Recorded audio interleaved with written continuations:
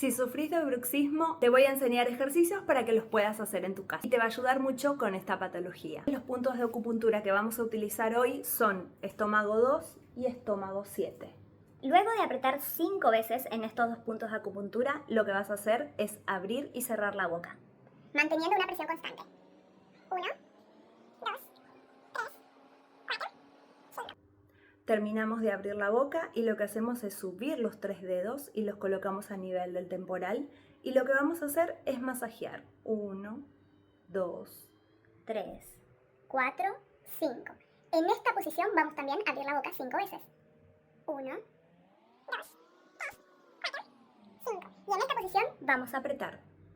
1, 2, 3, 4, 5.